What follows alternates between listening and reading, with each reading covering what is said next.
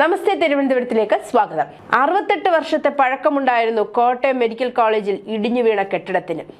ഉപയോഗിക്കാത്ത കെട്ടിടമാണ് തകർന്നു വീണതെന്ന് മന്ത്രിമാർ വാദിക്കുന്നുണ്ടെങ്കിലും കാര്യങ്ങൾ മറിച്ചാണെന്ന് രോഗികളും കൂട്ടിരിപ്പുകാരും പറയുന്നു. ശസ്ത്രക്രിയ നിശ്ചയിച്ചിരുന്നവരും ശസ്ത്രക്രിയ കഴിഞ്ഞവരും തകർന്ന കെട്ടിടത്തിലെ വാർഡുകളിൽ ഉണ്ടായിരുന്നു. ഡോക്ടർ ഹാരിസ് ഉയർത്തിവിട്ട പരാമർശങ്ങൾ മൂടിവെക്കാൻ ശ്രമിക്കുന്നതിനിടെയാണ് കോട്ടയം മെഡിക്കൽ കോളേജ് ആശുപത്രി കെട്ടിടം തകർന്നു വീണത്.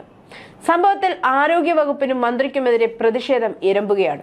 സംസ്ഥാന വ്യാപകമായി മന്ത്രിക്കെതിരെ ഇന്ന് പ്രതിപക്ഷ യുവജന സംഘടനകൾ പ്രതിഷേധത്തിന് ആഹ്വാനം ചെയ്തിട്ടുണ്ട്. മന്ത്രിയുടെ രാജി ആവശ്യപ്പെട്ടാണ് പ്രതിഷേധം ശക്തമാകുന്നത്. കൂടാതെ പാർട്ടിക്കുള്ളിൽ നിന്നും വീണയ്ക്കെതിരെ പ്രതിഷേധം ഉയർന്നു തുടങ്ങിയിട്ടുണ്ട്. കോട്ടയം മെഡിക്കൽ കോളേജ് സംഭവത്തിന് പിന്നാലെ മന്ത്രി വീണ ജോർജിനെതിരെ CPM ലോക്കൽ കമ്മിറ്റി അംഗം വീണ ജോർജിന് MLA ആയിരിക്കാൻ പോലും അർഹതയില്ലെന്ന് ഫേസ്ബുക്കിൽ കുറിച്ചു. പത്തനംതിട്ട ഇലന്തൂർ ലോക്കൽ കമ്മിറ്റി അംഗം ജോൺസൺ PJ ആണ് ഈ കുറിപ്പിട്ടത്. SFI മുൻ ജില്ലാ പ്രസിഡന്റ് കൂടിയാണ് ജോൺസൺ.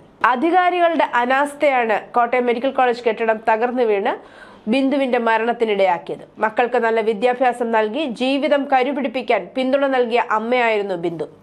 ബിന്ദുവിന്റെ മകനായ നവനീതിന് കഴിഞ്ഞ മാസമാണ് എറണാകുളത്ത് ജോലി ലഭിച്ചത്. അമ്മയ്ക്ക് തന്നെ തന്റെ സമ്പാദ്യമായ ആദ്യ ശമ്പളം നൽകണമെന്നായിരുന്നു മകൻ നവനീതിന്റെ ആഗ്രഹം.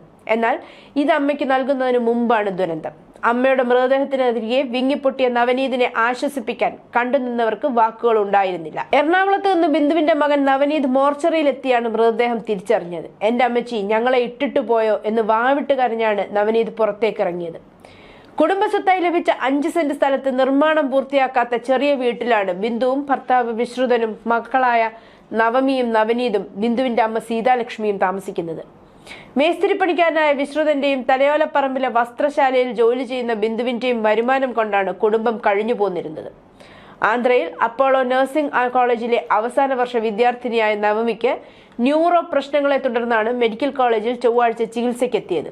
കഴുത്തിന്റെ ഭാഗത്തെ ശസ്ത്രക്രിയ കഴിഞ്ഞ് മറ്റൊരു ശസ്ത്രക്രിയയ്ക്ക് തയ്യാറാകുന്നതിനിടയിലാണ് അമ്മ നഷ്ടപ്പെടുന്നത്. ഇടിഞ്ഞ കെട്ടിടത്തിൽ നിന്ന് ഐസൊലേഷൻ വാർഡിലെ കട്ടിലിൽ കൊണ്ടാക്കിയപ്പോൾ മുതൽ ചെറിയ കമ്പിളിപ്പുതപ്പിൽ മുഖം പൂഴ്ത്തി കിടക്കുകയായിരുന്നു നവമി.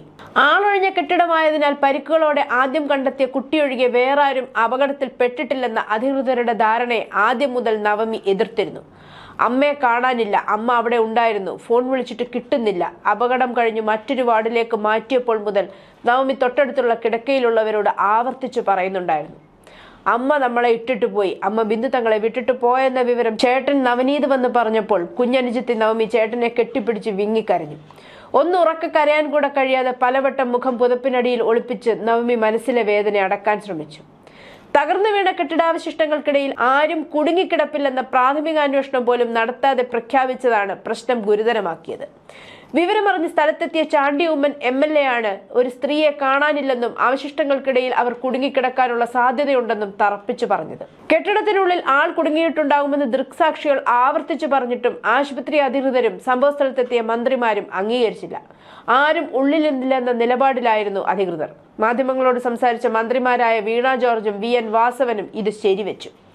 ഇടിഞ്ഞ കെട്ടിടഭാഗം നീക്കി തെരച്ചിൽ ഊർജിതമാക്കാൻ വൈകി. ഒരുപക്ഷെ സംഭവം അറിഞ്ഞ് സ്ഥലത്തെത്തിയ 2 മന്ത്രിമാർ കുറച്ചുകൂടി ഉത്തരവാദിത്തം കാണിച്ചിരുന്നെങ്കിൽ ഒരു ജീവൻ രക്ഷിക്കാനാകുമായിരുന്നുവെന്ന് വിശ്വസിക്കുന്നവർ ഏറെയാണ്. ന്യൂസ് ഡെസ്ക്, നമസ്തേ തിരുവനന്തപുരം.